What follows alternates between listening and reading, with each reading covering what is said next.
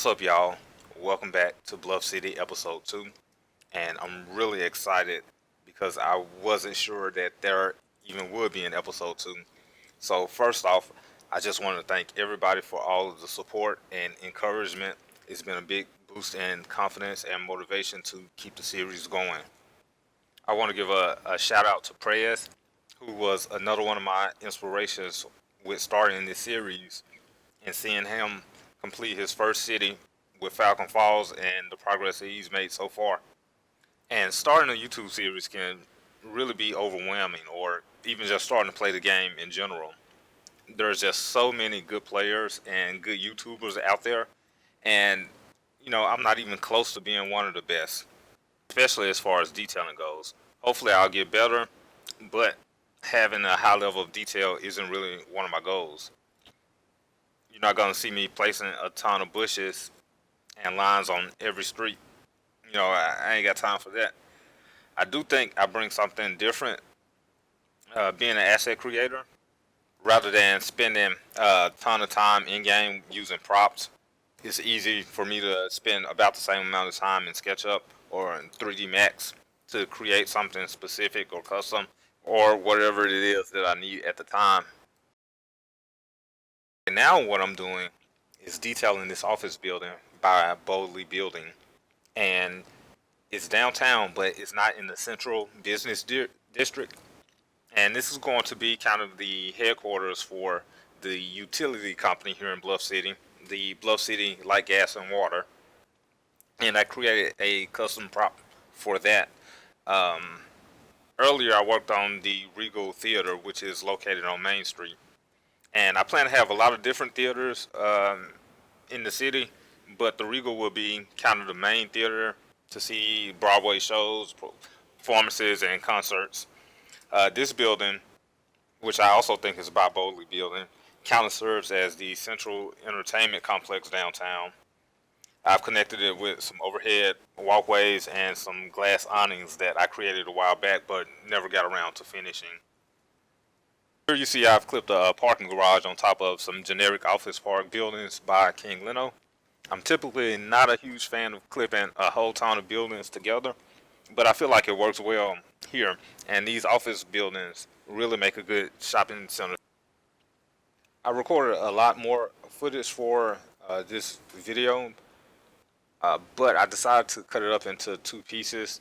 So in the next episode, I'm going to be working on the baseball stadium and sports facilities, and kind of finishing up the entertainment area. A lot of it I've already done. I did it prior to doing this, and with me being new to recording and playing, I'm still trying to figure everything out and get a good schedule for things. And moving forward, probably a lot of my assets that I'm going to be releasing are going to be related to what I'm doing in the series. So you probably will be able to get a good look at upcoming assets and previews of assets and things and builds that I'm doing. Off the main entertainment area, I wanted to create an outdoor stage, and the stage that I originally used is a really great asset. But in the end, I thought it was just too big and too grand, too overwhelming for the area and the look that I wanted to create. I also wanted to have a pavilion around the stage, and I couldn't find the right um, type or kind of brick wall that I needed. So I ended up spending about a half a day creating this set of brick walls, which should be available on the workshop right now, or the link in the description. Also, what should be available is the stage that I created that you'll see in a minute coming up here. That should be on the workshop, and the link for that will be in the description as well. I think a lot of people will find these brick walls really useful. It's a more updated and desaturated look than the walls that have previously been in the workshop. And I'm really excited to see how y'all use them in the future. And I may add more different types as needed. I've already created and designed this pavilion in game, so I could get a feel for the layout and the dimensions needed. But I wanted to recreate it in the asset editor so that it would be a functioning part and have functioning benches. And I usually don't see a whole lot of people doing this, really taking advantage of the asset editor to create custom parks in game, or even using the vanilla assets rather than me using prop it up. I just go into the asset editor and take out the props that I don't want. And I know it's kind of a hassle, but it definitely works best for me. And I don't plan on uploading this city or anything because my asset management is kind of a mess. I don't really keep up with what I'm subscribed to. But hopefully, all of y'all have enjoyed episode 2 of Bluff City. I want to thank everybody for all of the positive support and feedback, and it really means a lot to me. So I'm really excited to see how the city develops and the types of things that I'm able to create. So if you enjoyed episode 2, please give me a thumbs up, share the video, like the video, subscribe to me here on YouTube and in the Steam Workshop, as well as follow me on Facebook and Twitter. And I will see all of y'all in the next episode.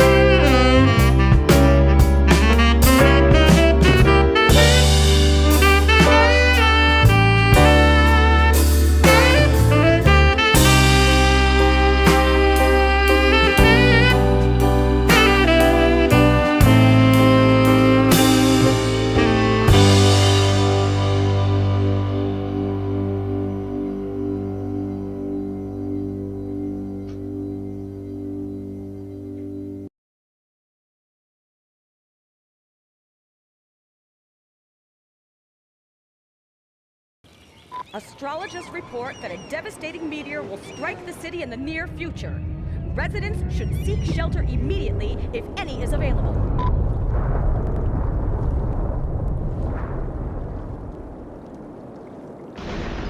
A meteor strike has occurred. Avoid the impact site and head to shelter if any is available.